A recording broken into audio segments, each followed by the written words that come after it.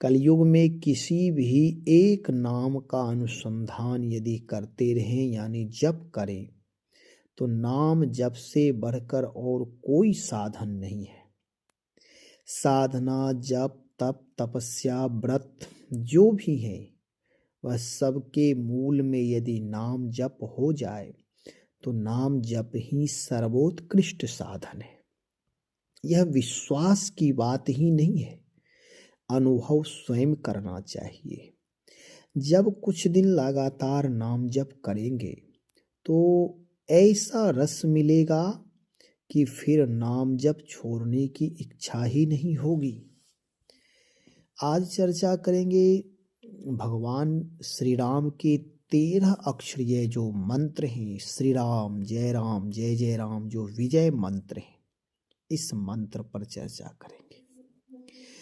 13 अक्षर का यह मंत्र है। यदि इसका जप करें तो कम से कम 13 माला नित्य जप करें। कम से कम 13 माला नित्य जप करें। यदि त्रिकाल हो जाए तो ठीक है, नहीं तो जो भी समय मिले एक टाइम निश्चित करके 13 माला जप करें। 13 दिन का अनुष्ठान करें, नहीं तो अधिक से अधिक कम से कम 108 दिन का 13 अक्षरीय मंत्र विजय महामंत्र का जप करें। इससे लाभ क्या होगा?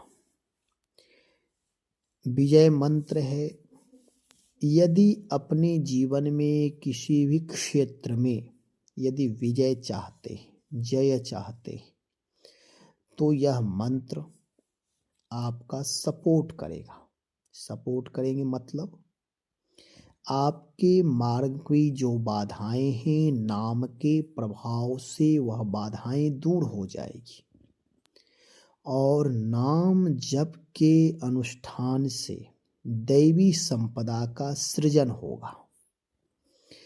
जो नकारात्मक तत्व है, जो विरोधी तत्व है, उस विरोधी तत्व का समन होगा और जो सकारात्मक पक्ष है, जो समर्थक तत्व है, उस तत्व की अभिवृद्धि होगी। उपासना का मतलब ही होता है निकटतम भाव में रहना। नाम जप जैसे एक होता है माला चलाते रहना, ठीक है, नाम जप ये भी है। एक होता है अपनी भावनात्मक ऊर्जा को सक्रिय करके नाम का अनुसंधान करते हुए, मंत्र का अनुसंधान करते हुए, दर्शन करते हुए जब भावना से युक्त हो करके जप करेंगे तब नाम जप का अलौकिक लाभ प्राप्त होता है। तब केवल कामना तक ही सीमित नहीं रह जाता, कामना की पूर्ति तो होगी ही। आज तक जो भी भक्त जिस भाव से नाम जप का अनुष्ठान किया है तो श्री नाम महाराज की कृपा से सारी कामनाओं की पूर्ति हुई है, होती ही रहेगी, होती ही है, इसमें कहीं कोई संदेह नहीं है। बहुत सारे अनुष्ठान हैं, उसमें कुछ ऐसे भी नियम हैं जो नियम का यदि भेद हो जाए, नियम में कोई दिक्कत हो जाए तो कामना की पूर्ति नहीं होगी। लेकिन नाम जप साधना यदि नियम से कुछ दिन कर ले तो कामना की पूर्ति तो होगी ही और जीवन में क्या क्या उदात्त कार्य हो जाएंगे वह आप स्वयं आश्चर्य करेंगे। इसलिए कुछ करें या ना करें, नियम से नाम जप अवश्य करें। आप मंदिर नहीं जा रहे हैं, कोई बात नहीं, तीर्थ नहीं कर रहे, कोई बात नहीं, आप भक्तों की तरह वेश नहीं बनाना चाहते, कोई बात नहीं है। नाम जप साधना जहाँ तक बन सके गुप्त से गुप्त छिप करके जितना किया जाए उतना ही लाभप्रद है। कुछ लोग होते हैं जिन्हें भक्त कहलाने का बड़ा शौक होता है कि लोग मुझे अच्छे कहें, जबकि उसका जीवन कोई वैशिष्ट नहीं है, दूषित जीवन है। व्यवहार में, विचार में, दृष्टि में, हर जगह दूषण ही दूषण है। लेकिन फिर भी माला चलाकर, चंदन लगाकर, मंदिर जाकर, तीर्थाटन करके वह सिद्ध करना चाहता है कि मैं भक्त हूँ। और थोड़ा एक दूसरी तरह से कहें तो जो लोग कुमार्गी होते हैं वही विशेष बनावटीपना करते हैं। वही लोग चंदन लगाकर, मतलब ऐसा नहीं कि चंदन लगाने वाले दोषी होते, नहीं नहीं, जो लोग गलत होते हैं उन्हें ज़्यादा ये करने का शौक होता है कि तब लोग मुझे अच्छे मानेंगे। और कुछ भक्त ऐसे होते हैं जो अंतरंग होते हैं, उन्हें लगता है कि लोगों को दिखाने से क्या मतलब, मेरी अपनी उपासना है। तो वह भले ही ऊपर से वेश नहीं बनाते लेकिन अंतरंग में वह साधनारत रहते, नाम जप करते, मिथ्या भाषण नहीं करते, दुर्व्यवहार नहीं करते, दुराचार व्यभिचार नहीं करते और अंतस्थ रहते। उन्हें लोग समझ नहीं पाते हैं, वे प्रछन्न भक्त होते, छिपे हुए भक्त होते। और सच कहा जाए तो ऐसे भक्त ही वास्तव में सफल भक्त होते। जो दिखावा अधिक करते, उनके जीवन में उनका जीवन केवल दिखावा दिखावा में ही रह जाता, कुछ हाथ नहीं लगता है।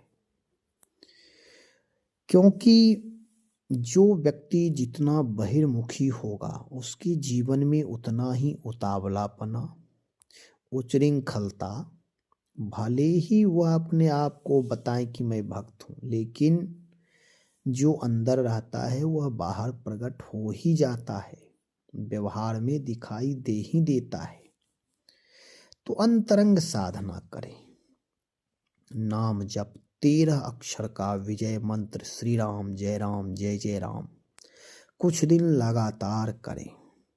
यदि सतत करते रहेंगे तो इसका बड़ा लाभ है कि फिर क्या कहा जाए। नाम महाराज ही हमारे सारे रास्ते को बताते हैं, मार्गदर्शन करते हैं, और उनकी कृपा से ही जो कार्य असंभव है वे संभव हो जाते हैं और आगे के रास्ते सारे दिखाई देते। इसलिए नाम जप साधना अवश्य करें। कोई बतावे तो भी ठीक है, नहीं बतावे तो भी ठीक है, केवल आश्रय लेकर के जप करने में लग जाएं, यही मेरी प्रार्थना है। प्रार्थना इसलिए है कि यदि आप पूछेंगे अलग अलग पंडितों से, पुरोहितों से, साधु महात्माओं से, तो कोई जपे या ना जपे लेकिन वह राय देने में पीछे नहीं हटता। वो यह नहीं कहेगा कि देखो भाई मैं नहीं जानता, वे खूब विधिवत आपको समझाएगा कि अरे इस तरह भजन करना चाहिए, ये करना चाहिए, इतना जप करना, बहुत बनावटी बातें करेगा। क्योंकि अयोग्य लोग जो होते हैं उन्हें लगता है कि जब अधिक बोलेंगे तब लोग समझेंगे कि अच्छे लोग हैं, और जो योग्य होते हैं वे सूत्रात्मक बोलते हैं। महात्मा बुद्ध के पास जब कोई पहुंचता था, जब 3 बार एक बात को जिज्ञासा पूर्वक कहता था, प्रार्थना पूर्वक कहता था, तब वे एक बार बोलते थे और सूत्रात्मक शब्दों में उत्तर देते थे। लेकिन आज ऐसा नहीं है। आज ये है कि आप यदि थोड़ा पूछ रहे हैं तो वे पूरा व्याख्यान करके आपको बताएगा कि उत्तर लेने वाला ही परेशान हो जाता है। तो नाम जप साधना इसका एकमात्र सरल उपाय है कि स्वयं जप में लग जाएं, श्री नाम महाराज की कृपा से। और जब नाम जप साधना प्रारंभ करेंगे और कुछ दिन करेंगे तो नाम जापक संत जो हैं, भले ही वह शरीर में नहीं है, सूक्ष्म शरीर में रहते हों, अथवा जो उदात्त महान नाम जापक संत वर्तमान में हैं, किसी न किसी रूप में महापुरुष लोग नाम जप साधना आकर के बताते हैं, मार्गदर्शन करेंगे।